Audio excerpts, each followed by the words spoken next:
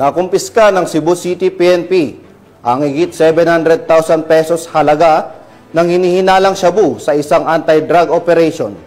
Patrolwoman Judith Nicanor sa balita. Sa kulungan ng bagsak ng mag-asawang nahulihan ng higit 700,000 halaga ng hinihinalang shabu sa isinagawang bypass operation ng mga otoridad sa Block 4 Barangay Sawang Calero, Cebu City nito lamang nakaraan.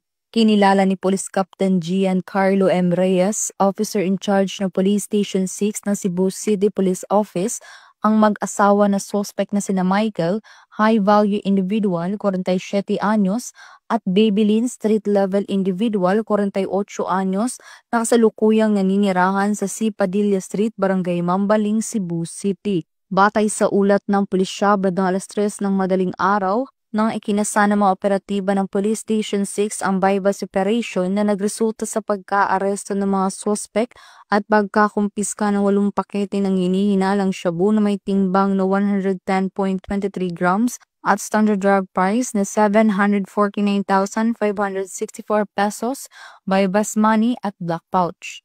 Ang mga suspect ay maharap sa kasong paglabag sa Republic Act 9165 o ang Comprehensive Dangerous Drugs Act of 2002. Ang mga kapulisan ng Cebu City ay patuloy sa pagpapaigting ng kanilang kampanya kontra iligal na droga at tiyaking ligtas ang bawat mamamayan sa banta ng karahasan na naidudulot ng paggamit ng ipinagbabawal na gamot.